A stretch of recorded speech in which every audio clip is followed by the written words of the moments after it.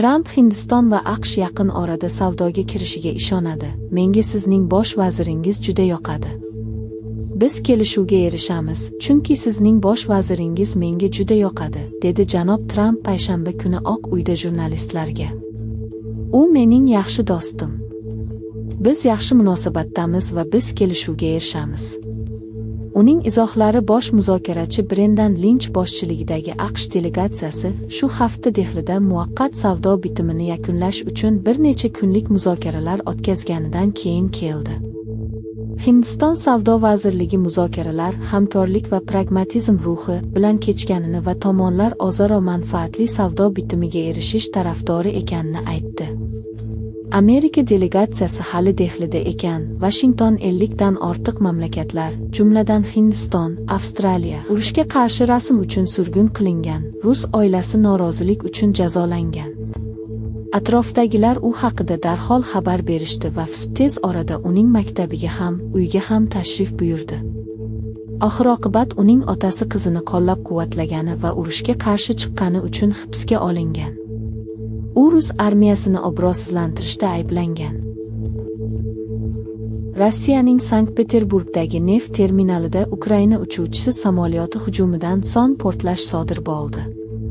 Hujum prezident Vladimir Putin shahardagi yirik iqtisodiy forumda ishtirok etishidan bir necha kun oldin sodir bo'ldi. AQSh Kongressining Vakillar palatasi Trampga qarshi tanbeh sifatida urush vakolatlari rezolyutsiyasini qabul qildi. Rezolyutsiyaning qonunga aylanishi dargumon bo'lsa-da, u Trampning 28 fevralda Eronga hujum qilishda Isroilga qo'shilib, shanba kuni 100 kuniga yetadigan davom etayotgan mojaroga qo'shilish qaroriga qarshi keskin tanbeh bo'ladi.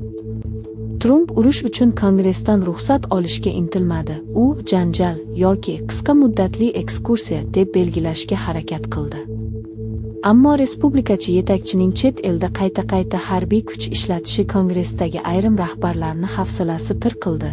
Bu konstitutsiya faqat urush e'lon qilish vakolatiga ega edi.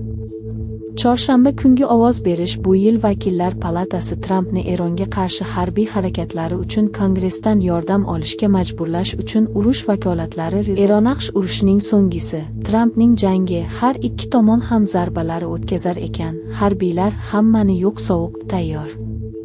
Biz ularga biroz qattiq zarba berdik, shuning uchun ba'zi narsalar uchun sabab bor va odatda ba'zida mantiqiy bo'lgan sabab bor, dedi Tramp. Bu dunyoning boshqa qismi, bilasizmi? Men shuni aytmoqchimanki, ot ochishni to'xtatishsiz mo'tadilroq oq otganingizda.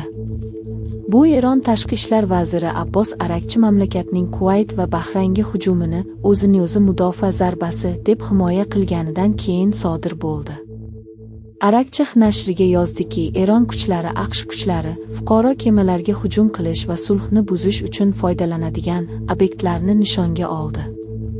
Qaysi sanksiyalar va urush erisha olmagan, ko'proq urush bilan yutib bo'lmaydi, dedi u Eronning Kuvayt